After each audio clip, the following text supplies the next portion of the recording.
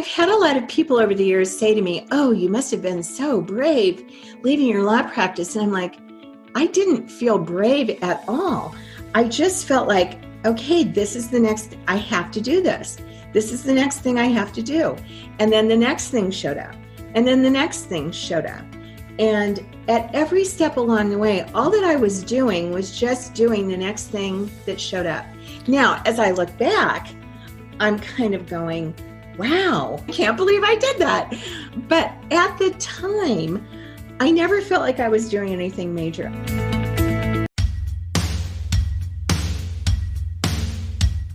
Hello, my friends. This is Nishant, and welcome to the Nishant Garg Show. This is a podcast about helping you live a fulfilled life, and my job on this show is to invite the world-class experts to extract the practices, routines, and habits to help you live a fulfilled and abundant life. Today's guest is Debra Stangl. Debra is the founder of Sedona Soul Adventures and author of the #1 international bestseller, The Journey to Happy: How Embracing the Concept That Nothing is Wrong Can Transform Your Life. Debra was a divorce attorney for over 20 years in Omaha, Nebraska, before a spiritual reawakening in 1999 in Sedona led her to leave her work, embarking on a 3-year journey of personal healing, culminating in the founding of Sedona Soul Adventures in 2002.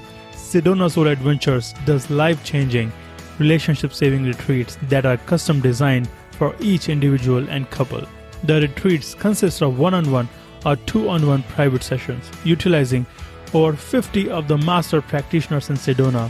Sedona Soul Adventures was named Best in Sedona in Retreats in 2020.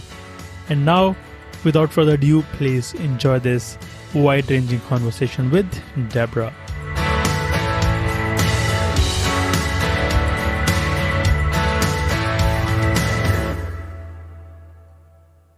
Debra, welcome to the show.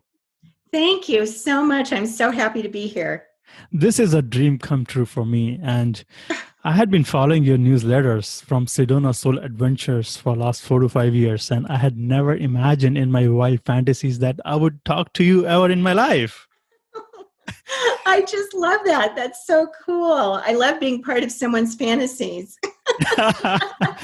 Well, so we are going to have this wide-ranging conversation, and I'm going to start with something that happened to you in 1999. So you had a spiritual reawakening in Sedona in 1999. Could you please speak to that?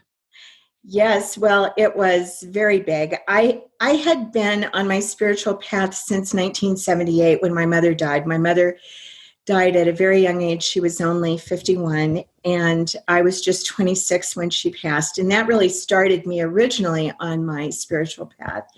Then after that, I became an attorney, and I became a divorce attorney, and that was very, very hard, difficult work that the only part of it that was satisfying was the helping my clients, but that only felt like about 10% of what I was doing. The rest of the time, it just seemed like I was fighting with the other attorneys and fighting the system, and then it was just such difficult work. And by 1999, I had been doing that work for 20 years. I was completely burned out. I was also in an unhappy marriage. I weighed 40 pounds more than I weigh now. I was $50,000 in debt because of some business decisions that my now ex-husband had made. And I had carried that debt and the burden of that debt for 5 years because I was the one supporting us. So in January of 1999, I was doing work with an energy worker in Omaha, Nebraska, where I was living. And she said to me, "You are really at the end of your rope. You need to do a retreat." And so I thought, well, what would I like to do? And I started thinking, I heard the word Sedona. I didn't even know where Sedona was exactly. But I thought, okay, here's what I'm going to do. I'm going to go to Sedona for 3 days and just be quiet and just rest. And that was my intention. But then through a strange set of circumstances, I ended up staying at a sweet little retreat center called Your Heart's Home that is run by someone who is now a very dear friend of mine, whose name is Ranjita. And when I met her, she said, would you like to do a session with me? And I said, no, I really can't afford it. I really shouldn't even be doing any kind of a vacation. But we kept on talking. And I ended up doing a session with her. And in that session, my high self suddenly appeared to me as the Egyptian goddess Isis, the one with the wings. And she said to me something that just really made me stop in my tracks, because for 5 years before this, I would pray and meditate, and I would say, oh God, please help me. I'm so unhappy. Please tell me what to do. And I would hear this tiny little voice that would say, you need to leave your law practice. And I would immediately shut that down and go, how can I possibly leave my law practice? I'm $50,000 in debt. I'm the sole support of my family. I have no money in savings. How can I possibly do that? I wouldn't even entertain that notion at all. So here I am doing this session. Isis comes in and she says to me, you either leave your law practice now or you're going to die like your mother did. And I was exactly the age that my mother was when she got sick and died 5 years later. I could see how I was exactly on the path that my mother had been on. I was miserable. I was frustrated. I felt stuck. I felt hopeless. I felt helpless.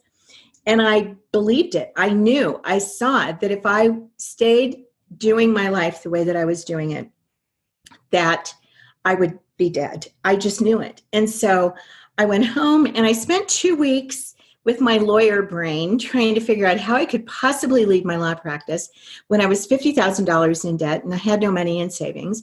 And about 2 weeks after I got home, I suddenly one day went into this space, and all I can call it is just this space of surrender. And I felt this huge weight lift off of me. And I said, okay, God, I'm doing it. I don't know how I'm going to do it, but I know I have to do this, but I have to have some help. And suddenly, within a few hours, I got a phone call from one of my former clients who, at the end of the call, told me that he had just bought a new business refinancing mortgages. And I said, well, do you think that I could get my mortgage payment reduced? I gave him my address. He called back in 10 minutes and said, I can get your mortgage payment cut in half, and I can get you $50,000 in cash. And I was like, oh my God. I mean, I had never told him I was $50,000 in debt. I never told anybody that. And here, after just a few hours, after giving that all up to God or the universe or whatever you want to call it, all of a sudden, this burden that I'd been carrying for 5 years was suddenly lifted. And I knew it was a sign that I was on the right path and that this is what I needed to do. Yes. And Deborah, so there are so many points in this brief story that I would love to cover. So what was your self-talk when you were working as a divorce attorney? Well, it's interesting you asked that question, because I know now. Well, and here's the thing. I knew then that self-talk was something that wasn't helping me, but I couldn't seem to get out of it. And so I was continually telling myself stuff like, I hate this. I hate my life. I'm never going to be happy. You're a loser. What's wrong with you? It was all that kind of stuff. And I didn't have any idea how to shut it off. And here I was reading books, going to workshops, going to seminars, all that kind of thing. I knew that negative self-talk was not a good thing to be doing, but I couldn't figure out how to turn it off. And you mentioned that you had that one session with Ranjita. Would you mind talking about that session? What did you do, or what did she do with you? Well, it was very interesting, because it was a session where she was literally moving out old energetic blocks that were in my body. And so she was literally doing work to move out that energy. And then all of a sudden, is when Isis suddenly showed up and said this to me. So the statement that Isis said, Ranjita didn't say it to me. It was me seeing that vision, but I know that it was because the energy was being moved in a particular way and bringing me into the vibration where my vibration was high enough to connect with that. Do you still do that kind of energy work? Well, I have a whole lot of practitioners who do that. We have over 50 practitioners who do pretty much every modality that is out there, and doing different types of energy work and what we call emotional clearing or whatever. So in our retreats, yes, I have so many practitioners that do that. And I used to be a practitioner for many years. I've done Sedona Soul Adventures now for over 18 years. And so I was a practitioner for many years, but now the company has just gotten so big that it's just not possible for me to devote my time. And the wonderful thing is I have so many incredible practitioners who are just so fantastic doing that type of work and all other kinds of things. And would you mind talking about your mom? How was your relationship with your mom? Well, looking back, it's so interesting to me because I grew up in a very German Catholic family, which meant that you weren't supposed to show emotion. Our family never said, I love you to each other. I have no recollection of being hugged. I have no recollection of being like held on anybody's lap or, anything like that. Everything was all very much around producing and doing the things that you were supposed to do to be successful. So very much do. So I have 4 brothers and a sister, and everything was all about getting good grades. The boys were supposed to be, in sports and excelling at sports, and they were supposed to be in Boy Scouts and supposed to be excelling at that. And then my sister and I started dance at the age of 3. So we were supposed to be excelling at that. And so all during our lives, it was always about producing and doing. And so I didn't realize until I got older and started doing the kind of work that I'm doing now, that I really realized how much the love was conditional. That if I was getting good grades and if I was practicing my dancing, then I was like, okay. But of course I wouldn't be told, I love you or anything like that. Uh-huh. And so all of my brothers and my sister and I, we all became these super overachievers. My 4 brothers are a doctor, a dentist, an engineer, and an investment banker. Wow. And then I was an attorney. And my sister is the youngest, and she's a director of plays and operas, and she does work all over the country, and she's amazing. But we're all these super overachievers that are trying to prove our worth through what we do. And so basically, it took me a long time to figure out that my worth as a human being doesn't have to do with what I do. It's about who I am. And then, a nice part of it that can come out of that is with me choosing to help other people. That's all great and well and good. But my worth as a human being, and everybody's worth as a human being, is just within them. It's not about what they do. It's not about how they produce. So my mother died, as I said earlier, at a very young age, and died of cancer. And the thing that is so interesting about that was that finally, toward the end of her life, she said, I love you to me, finally. And I found out later from my brothers that, from what I can tell, I'm the only one that she said it to. And then after her passing, the thing that happened was I got very interested in spirituality. Finally, my family started saying, I love you to each other. And it also opened me up to have a relationship with my father that I wasn't able to have before.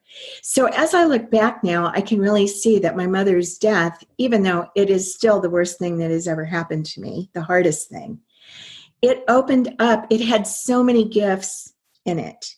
And now I've been able to connect with her in the spirit world, which has been very, very, very wonderful. And I know now that she did the best she could with what she had. And I know she loved me. I know that she wasn't able to profess that in a way that would have maybe made it a little easier for me. But also, I know that part of the reason for who I am today is all a result of all of that. This is very powerful that you are saying, because whenever our family members don't do anything to us, we kind of create that resentment or hate towards them, and forgiving them isn't easy. Mm-hmm. Well, and I had to do a lot of that work with my father because, and I talk about this in my book, my father had the very unfortunate circumstance of being in love with two women, and he had no tools to deal with that. And so that all started when I was 13 years old. I didn't know it at the time. I just knew that something was wrong. That's all I knew, that something was wrong. And my father started drinking very heavily. He became an alcoholic, and I believe that he was self-medicating because he was in so much pain about what he was doing with my mother and, lying to my mother. Then he had all kinds of financial troubles, and he almost lost everything and had, it just wreaked havoc on all of our lives. And so I spent a lot of time hating him for what had happened and for what I perceived he had done to me. And I really saw him as the bad guy and my mother as the saint. And then when I started getting into this work, and I started understanding, and I believe very much that we come into this lifetime with soul contracts and with agreements, yes, with particularly the most important people in our lives. And when I started to really, really, really look at that, I started to understand that there were a lot of things that were going on with his relationship with my mother. She was very conditional. Her love was very conditional for all of us, not only the kids, but my dad also. And my dad met a woman who was totally, completely in love with him. I mean, she absolutely loved my dad and worshiped him. And after my mother died, about a year later, they got married. And she was with him until the end of his life. And when I look at that, I can completely see why my father would be drawn to that, especially when he was in a relationship with someone whose love was very, very conditional. And now I've also been able to get a lot of information about past life stuff that the three of them had together over many lifetimes that I've had with them. And I just completely see now. And that allowed me to go into compassion for my dad. And luckily that happened long before he died. And even though I never condoned the fact that he was unfaithful to my mother, I certainly appreciated that the other woman loved him and loved him so much. And when he had a stroke later in his life, she totally was there for him, totally took care of her. So I was able to go into compassion with him. My brothers, I'm sorry to say, were never able to do that. They still to this day have so much resentment, even though it's been so many years. And my brothers, I love them, but they still totally see my mom as the saint and my dad as the total bad guy. And, that's just not true in any situation. And it's caused them a lot of pain. And see, that's the thing that I think people don't understand is when you're when you're holding on to hate and anger and frustration and resentment, the only person that hurts is you. You're not hurting that other person with it. So that is the big lesson that I got out of it for my own life. And it was then possible for me to go into a relationship with my dad that was very, very loving and very caring. And I am so happy that I was able to have that with him. Thank you for explaining this wonderful story. We all have some negative emotions, painful moments, and letting go, surrendering isn't easy. So, how did you develop that compassion for your dad? Well, I have to say that what changed my life completely started in 1999 when I came to Sedona for the first time. And I did that one session. I got the information that I had to change my life. And I went home and spent 6 months closing my practice. And then what I did was I spent the next 3 years coming out to Sedona doing work with different practitioners that I was finding. And that is what did it, working with them one-on-one and working with them in a whole lot of different ways with, some sessions were informational sessions about, getting information about what was going on with me in this one past life and what was going on with me and my dad and my mom and Mary, the other woman in this other past life, and getting information on that. But then mainly doing energy work to clear these blocks. Because see, I believe that when something happens to us, like something happens to us as a child, like our parents do something where they say something negative to us, or they withhold love, or, all kinds of different things can happen. I also believe we bring things in from other lifetimes, and we have to do something to clear that energy. And nobody that I know knows how to do that on themselves, except for the practitioners that I know. But most, normal everyday people don't know how to do that. So doing those kinds of sessions, energy work sessions, and then the other piece for me that was absolutely transformational, and I started doing this work in the 90s, even before I started coming to Sedona, was doing breath work. Because the breath work that I've been trained in and that I've done for so many years, and what we do now with everybody that comes to Sedona Soul Adventures, this is a process where it is possible for you to do so much, because the breath takes you into an altered state of consciousness. And that looks different for everyone. But different things can happen almost every time you do the breath work. It clears out emotional blocks. It moves you beyond your brain. People will have visions. People will get information. They'll get information from their high self. They'll get information from other beings. Very often, people who have crossed over will come in and connect with you. I mean, the range of things that can happen are just absolutely astounding. So I've done so many different types of sessions, and every single one of them. And see, the thing for me before that, I was going to workshops and seminars, and I was reading all these books, and I already had a lot of the information, but it just wasn't doing it for me. And so coming here, working one-on-one with these amazing practitioners, because see, that's what's so different about our retreats. First of all, they're custom designed for each individual or couple. They're none of them are the same. And then you're doing this work privately, one-on-one, either one-on-one or two-on-one if it's a couples retreat. And so these practitioners are so masterful at taking you from where you are to where you want to be. So for example, I went in to say hello and greet two different people who were starting their retreat this morning.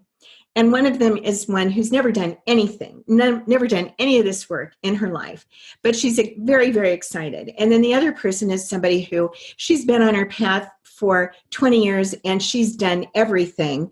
And she's here to go to another level, and that's what's going to happen. And so working with these people in these private sessions where they are such masters at taking you from where you are to where you want to be, that is what worked for me. That is what changed everything in my life. So as a listener to this podcast, Debra, I'm thinking I have never done any sort of energy healing work. So how should somebody start? So what we do with everyone is we spend a whole lot of time speaking with you, or both of you if it's a couple, before you either come to Sedona, or now we do the retreats virtually. And I'm so happy to report that the virtual retreats that we're doing on Zoom are just as transformational, just as impactful. So what's fantastic is we can do them with people all over the world. But we spend a whole lot of time talking with you before you begin the retreat. And we get an idea of what's going on with you, what's happening, what do you want to have happen. And then our angel guides, that's what we call our people who design the retreats, our angel guides custom design the retreat with exactly the sessions and with the different practitioners that they want you to work with. So when people do the retreat, it's a minimum of 3 full days, not counting travel time. And most people do a retreat that is 3 or 4 or 5 days, depending on what they're doing. And the retreats have a beginning, a middle, and an end. And they are really designed to be transformational, life-changing, relationship saving. Mm-hmm. I mean, it's so interesting because I was a divorce attorney for 20 years. Now I've been doing this for almost 20 years of helping couples stay together. So I feel like my karma is almost almost balanced out here. So I would love to ask you, how do you help couples stay together? This is a very important question for me as well. Well, so part of the thing that I know after being a family law attorney for 20 years, and now after doing this for almost 20 years, it's been 18 years, is that there are things going on with each person in the relationship. There are wounds and scars and triggers and problems that each person is bringing into the relationship. And I believe that the universe brings people together to heal those wounds and those scars and those triggers. But the thing that happens is people come together and then the wounds come up for healing, but they don't know what to do with it. They don't even know that that's what it is. They don't even have an idea that that's what it is. And so it was interesting when I was a divorce attorney, I did that for 20 years. I had a number of people that I did 3 divorces for over the years. And what I discovered with each situation is that person was just marrying the same person over and over again. They had a different name, but they were putting themselves in the same kind of situation. So invariably, if I had a client whose father had been emotionally abusive to her, guess what? She married a man who was emotionally abusive to her. And so we come into these relationships for that to be healed, but we don't know how to do it. So what we're doing in our couples retreats is we, first of all, like I said, spend a whole lot of time with people before they come. We spend a whole lot of time with people before they come, really getting an idea of what is going on with this person in the couple and that person in the couple, or whether you're doing an individual retreat. But if it's a couples retreat, we're talking to each one and then figuring out, okay, what is going on with them? Where are the scars? Where are the wounds? How is that showing up in the relationship? So then we design a retreat where we're working privately with each one of them separately. Mm-hmm. Then we bring them together as a couple, because what's typically happening is that very often even the person is blaming the other person for what's going on with them. And we have it happen a lot where people say, okay, he's the problem, I want you to fix him. And then what we discover is, of course, there's something going on with both of them. And it all comes down to, what is it?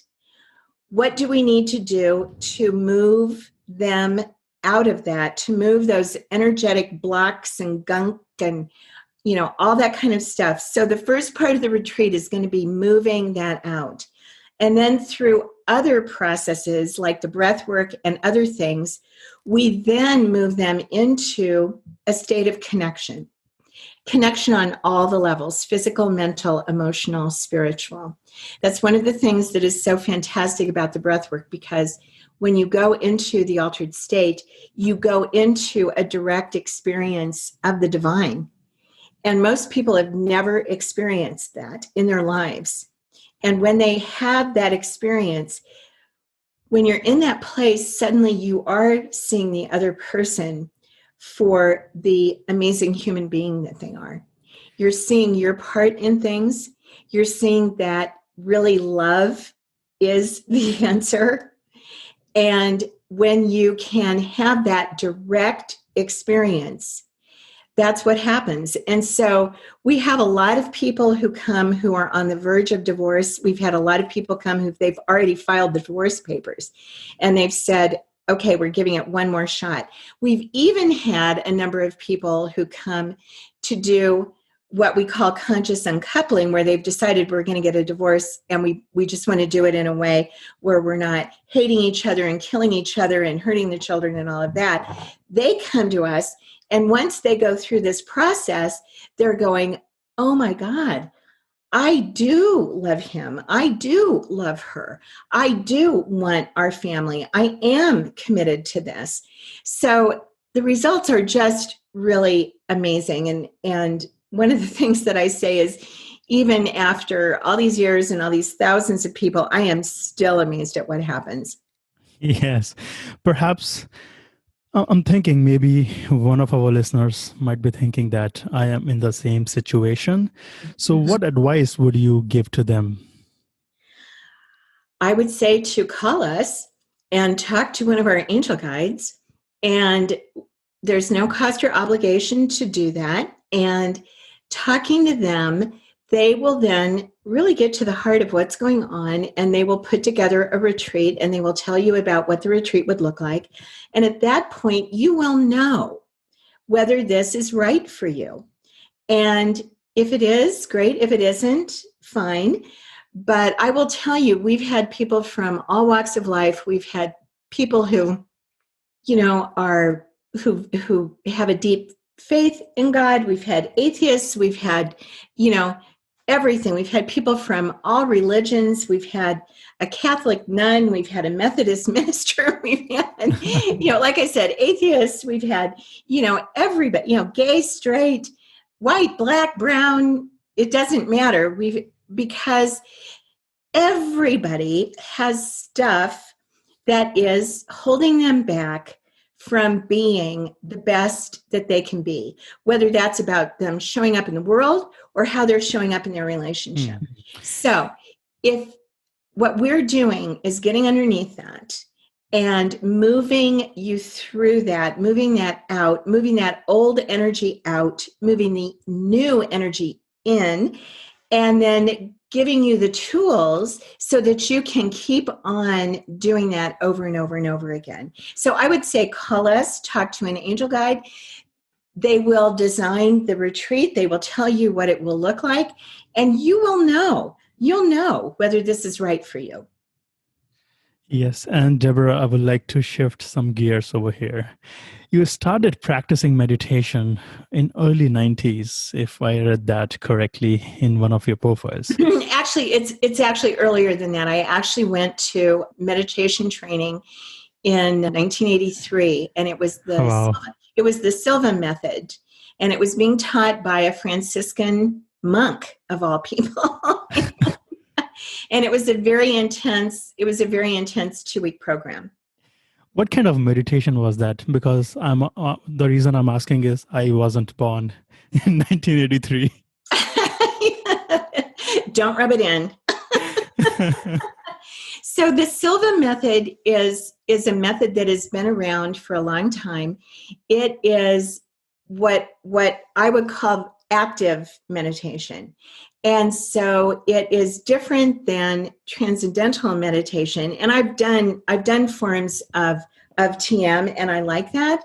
But what I find for me is that doing a more active meditation, Silva is very much for helping you with learning, stress control, things with your body, with your health. So you're literally doing a practice of putting yourself in the state, into the alpha state, and then taking steps to connect with whatever it is you're trying to do. For example, learning, healing your body, healing a situation, healing a relationship. So going into the alpha state and then actually actively doing some things to connect with and have an impact on different things in your life.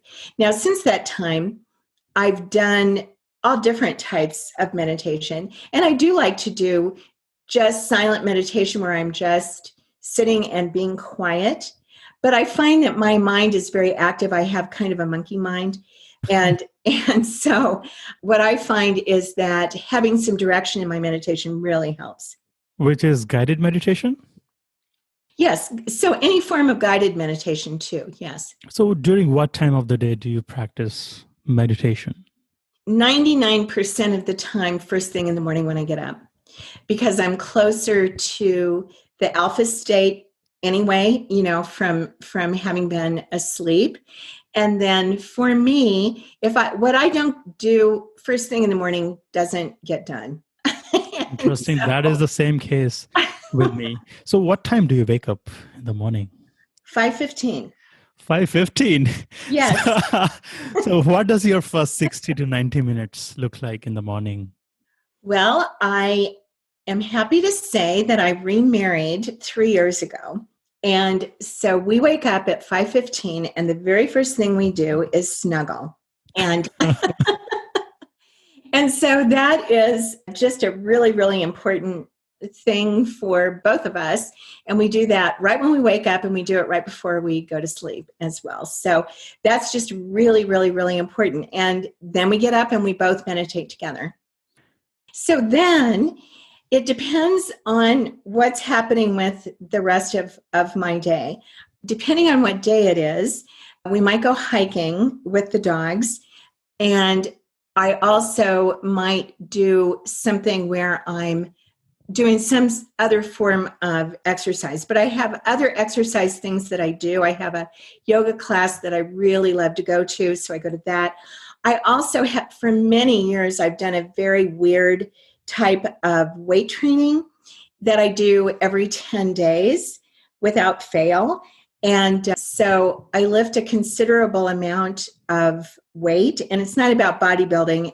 It's all about, lean muscle mass and strength and that sort of thing. So if I'm not doing one of those things, then I will do some other type of exercise. And then I take a shower and I get dressed. And while I'm doing that, I typically listen to NPR, because I've always been somebody who's been very politically active and interested, and I'm very much interested in what's going on in the world and what's going on in the country and what's going on with our environment and all of that. So I have as I'm getting ready, about 20 minutes of hearing about what's going on in the world.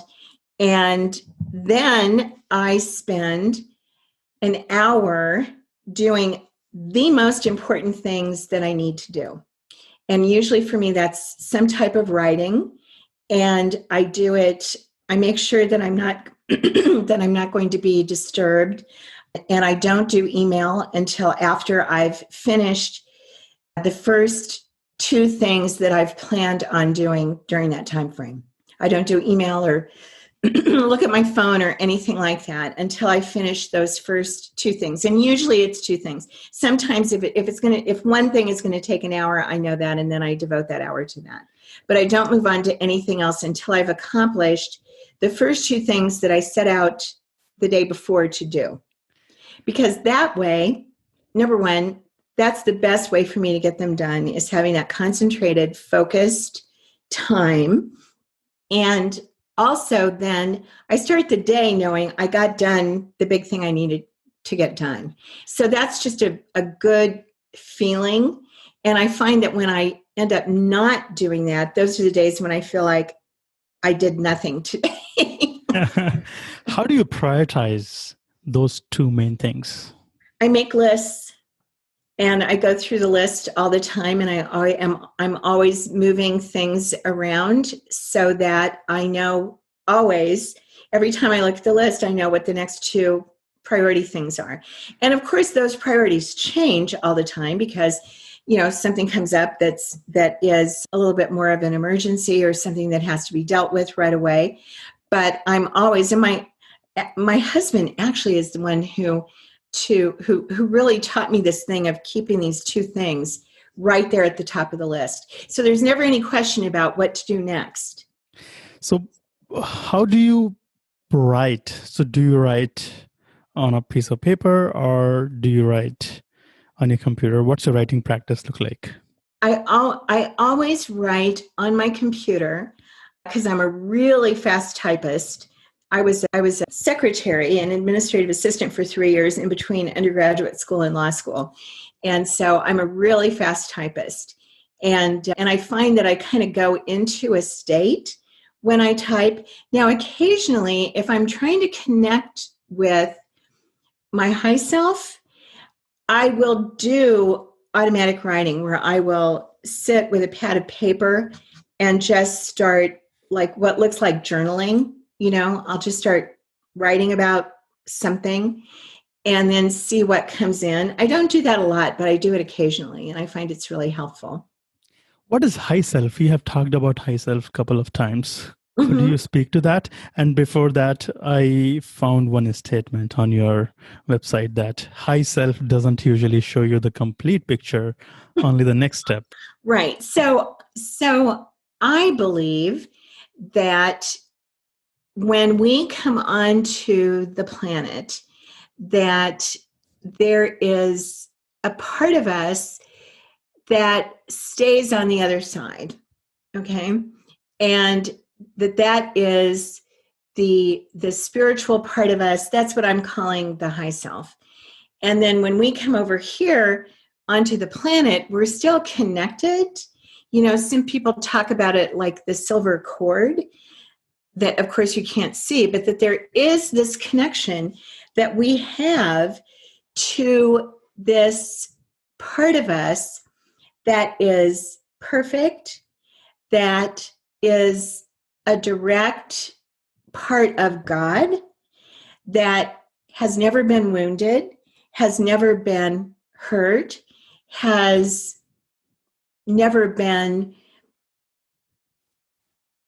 just hurt in any way, and that has all the answers.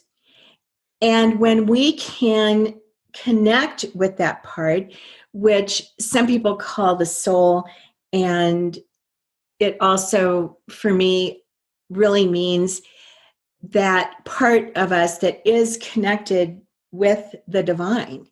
So when we can connect with that, that's when all the information comes in. That's where all of the inspiration comes in.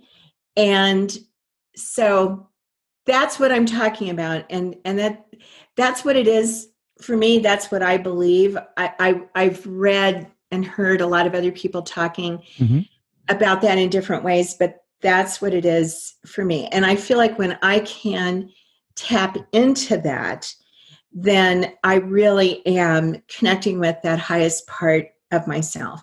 And so that's when I'll use things like the automatic writing. I'll use breath work. Breath work will very often connect me in with that. Are there some other ways to connect to our higher self? Well, I think for some people, meditation works. For some people, again, the automatic writing is really, really powerful. Just sitting and being quiet and asking questions, that is something that is really kind of amazing when you do it. If you will actually sit and listen to the answer. And one of the things that I do and what I tell people to do is if you're doing something like that, sit and be quiet and ask the question, listen to the answer, and then immediately write down the answer that you're getting. Because very often, a day later or 2 days later, all of a sudden, no, that's not the answer that I got. I'm pretty sure I got a different answer. Because good answers are hidden in the great questions. So, Debra, what questions have you been asking yourself recently in last 2 or 3 years? Well, recently I've been asking myself, what is the pandemic here to teach us? And in my interview program that I do, that's one of the things that I ask everyone, because I feel that this is just huge. And so I've been asking myself that question.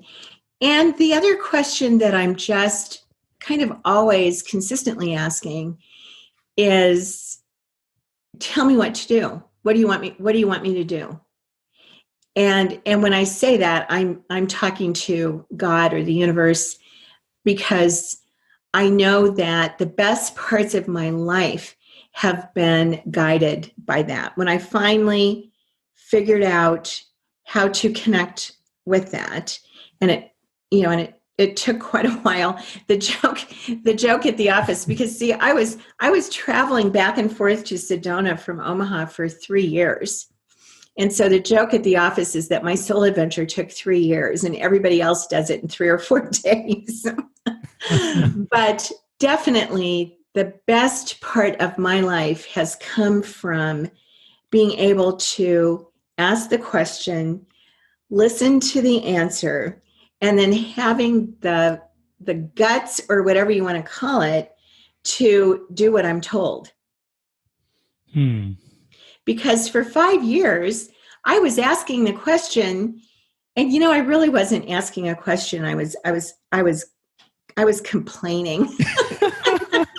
What should I do? I was whining, I was going, oh God, I'm so unhappy. Tell me what to do. And then I would hear this little voice that would say, you need to leave your law practice. And I would not listen. I wouldn't even do anything beyond, I would go, oh, well, that's, give me another answer. And I did that for 5 years. And when I finally got the answer, okay, you have to leave your law practice. And then I did that. And I felt like, there was no question that is what I needed to do. So then I go home, I close my practice, I start coming out to Sedona. I'm coming out to Sedona like about every other month, doing work with different practitioners that I was meeting. And then it was funny because I would run into people, because Sedona is very small. It's just 10,000 people. And so the spiritual community here is very small. Everybody knows each other. And I would run into people during these 3 years and they would say, well, when are you moving to Sedona? And I would always say, I'm never moving to Sedona, because I love my house in Omaha. I love my friends in Omaha. I love coming back and forth. Well, the next thing that happened was 2 weeks before 9/11, I'm at Ranjita's and I'm doing another session with a different practitioner. And suddenly my high self came in again as Isis and said, it's time to move to Sedona. And I said, for what? Because I had absolutely no idea. And that is when I realized again that they don't show you the whole thing. They show you the next step. So by this time, I was very much more in practice with doing what I was told. So I went home. I was told that my house would take 6 months to sell. Instead, it sold in 3 days for more money than I even listed it for. And so I'm like, okay, there's another sign. So then I moved to Sedona, and I sat here for 6 months going, okay, I did what you told me to do. Now what? And I started having dreams. This is another way where you can have a lot of information come in if you'll pay attention to your dreams. I started having dreams, and what I saw in the dreams was that my coming to Sedona, working one-on-one with these different practitioners, had changed everything in my life. And I realized that I could replicate that experience for other people. And so that's what I did. Yes. Love your inspirational story, and I strongly feel that it will inspire a lot of our listeners. Well, and I've had a lot of people over the years say to me, oh, you must have been so brave leaving your law practice. And I'm like, I didn't feel brave at all. I just felt like, okay, this is the next, I have to do this. This is the next thing I have to do. And then the next thing showed up. And then the next thing showed up. And at every step along the way, all that I was doing was just doing the next thing that showed up.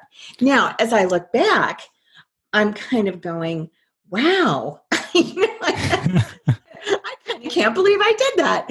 But at the time, I never felt like I was doing anything major. I felt like I was just doing the logical next step.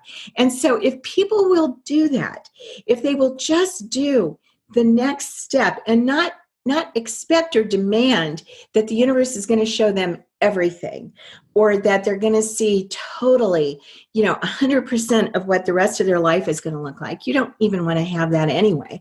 If you just ask for what's the next step, what am I the most excited about doing right now? I would like to ask you in brief that if you could give us one principle from your book, The Journey to Happy, because everybody is looking to be more happier. Mm-hmm. So one principle that will help people get happy? Yes.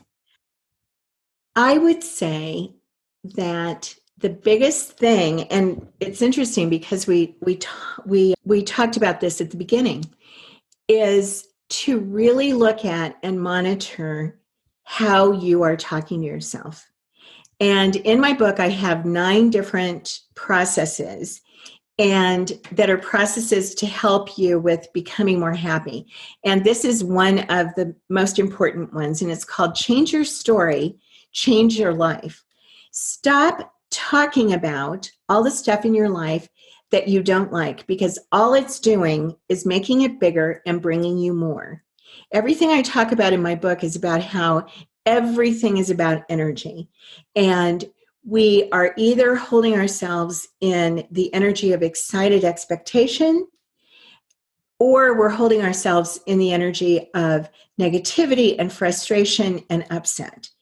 And we are always then aligning with that kind of energy. So if you want to bring more good stuff into your life, and it doesn't matter what it is, happiness, a relationship, a better body, more money, a job, whatever, if you're continually talking about and focusing on the stuff that you don't like, all you're going to do is get more of it.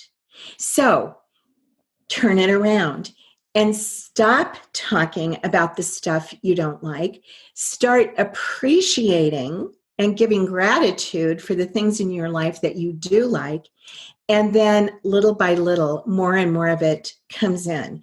But the more that you can stop especially the negative self-talk about, I hate you, you're such a loser, you'll never be happy, you'll never be this, all of that, just simply making the decision to stop it and moving into a different space and different type of talking to yourself and moving into that different energy, it can change everything. And before I ask you my last question, I would love to ask you, what's the impact you want to leave on this world? I want people to know that real and lasting change is possible, that you are not stuck with the circumstances that you find yourself in right now, everything can change, and it can change in a heartbeat. It takes a decision and it takes some commitment, but real and lasting change is possible. Yes, it is possible. And my last question is your choice. You may decide not to answer. So is there anything that you would like to tell your mom that you have never said to her? I can't think of anything that I've never said to her, at least in spirit. But the biggest thing that I want her to know is that I love her. I know that she loved me in the way that she was trying to love me, and that she had the biggest impact on me than anybody in my life. And I love her and admire her, and I understand, and I'm totally okay with everything that happened. Thank you so much, Debra, for this heart-touching conversation. Thank you so much again. Thank you for listening to this podcast episode today. If you did enjoy this, please subscribe to this podcast on Apple Podcast, or you can visit https://nishantgarg.me, NISHANTGARG.me.